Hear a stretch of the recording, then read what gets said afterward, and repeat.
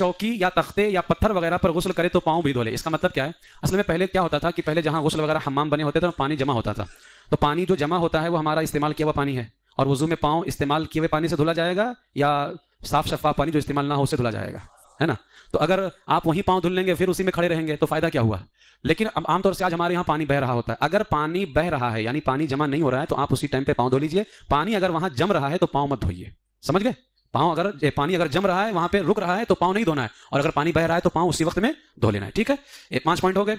नमाज जैसा वजू करना। अब नमाज जैसा वजू करना, वजू में जो फर्ज है वो भी करना है, वजू में जो सुन्नत है वो भी करना है, वजू में जो मुस्तहब है वो भी करना है, ठीक है। नंबर 6, फिर बदन पर तेल की तरह पानी चुपड़ ले वजू करने के बाद। अब जाहिर सी बात है आप वजू करेंगे तो पेट थोड़ी ना भीगेगा, पीठ थोड़ी ना भीगेगी आपकी। अब पूरे बदन पर आप पानी लेकर के तेल की तरह चुपड़ लें, जिस तरह तेल लगाते हैं, खास तौर से सर्दियों में, क्योंकि अब सर्दियों में खाल सिकुड़ जाते हैं ना, तो खाल ढीले पड़ जाएंगे फिर। अब इसी दौरान आप साबुन भी लगा सकते हैं, जब पानी लगा रहे हो बदन पर तो आप साबुन भी लगा सकते हैं। नंबर 7, फिर क्या करना है, जब आपने तेल की तरह पानी चुपड़ लिया उसके बाद पार्ट में पानी लेकर के 3 बार सीधे कंधे पर, ए बाबू खड़े हो, आपने पानी लिया, ये है सीधा कंधा।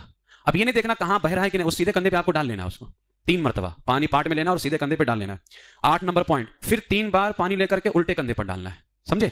3 बार सीधे कंधे पर, फिर 3 मरतबा उल्टे कंधे पर, फिर उसके बाद सर पर और तमाम बदन पर 3 मरतबा पानी बहा ले। पहले सीधा कंधा 3 मरतबा बहा ले, फिर बायां कंधा 3 मरतबा बहा ले, फिर सर के ऊपर, और जब सर के ऊपर बहाएगा तो पूरे बदन पे पानी आएगा, फिर सर और पूरे बदन पर 3 मरतबा क्या कर ले, पानी वो बहा ले। बैठ जाओ।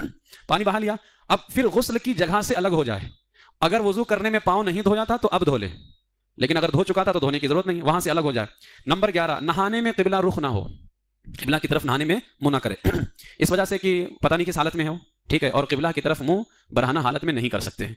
अगर कुछ पहना है, सदर है छुपा हुआ, तो करने में कोई हर्ज नहीं है, ठीक है। हाँ, तो नहाने में किबला रुख ना हो। नंबर 12 पॉइंट, तमाम बदन पर हाथ फेरे। अब जब पानी वो डालेगा तमाम बदन पर हाथ फेरेगा तो जो तीसरा फर्ज है गुस्ल के अंदर उस पर अमल हो जाएगा, तमाम बदन पर हाथ फेरे। नंबर 13, और मले, फेरेगा मलेगा तो खुद ही जो है वो तमाम बदन पर पानी पहुंच जाएगा। नंबर 14, ऐसी जगह नहाए जहां किसी की नजर ना पड़े। अगर ये मुमकिन ना हो यानी ऐसी जगह मैसर ना हो तो मर्द क्या करे, अपना सत्र नाफ से लेकर के दोनों घुटनों को लेकर मोटे कपड़े से छुपा ले। मोटा कपड़ा ना हो अगर किसी के पास तो जरूरत के हिसाब से 2 या 3 कपड़े लपेट ले, क्योंकि बारीक कपड़ा होगा तो पानी से बदन पर वो कपड़ा चिपक जाएगा और फिर माज अल्लाह जो है घुटना वगैरह उसकी रंगत जाहिर होगी। पहले तो वो क्या करे, ऐसी जगह नहाए जहां कोई देख ना रहा हो। अगर ऐसी जगह उसको मैसर ना हो तो कोई मोटा कपड़ा लपेट ले। अगर मोटा कपड़ा उसको मैसर ना हो तो 2-3 कपड़े लपेट ले, ताकि नाफ से लेकर के घुटने तक, घुटना शामिल है सत्र के अंदर, यानी जो छुपाना फर्ज है मर्द के लिए वो नाफ शामिल नहीं है, नाफ के नीचे से घुटने के नीचे तक नाफ शामिल नहीं, घुटना शामिल है, ठीक है। तो इतने हिस्से को वो क्या करे, छुपा ले, ताकि उसकी रंगत जाहिर ना। औरतों को तो और भी ज्यादा एहतियात की जरूरत है, ठीक है। नंबर 15,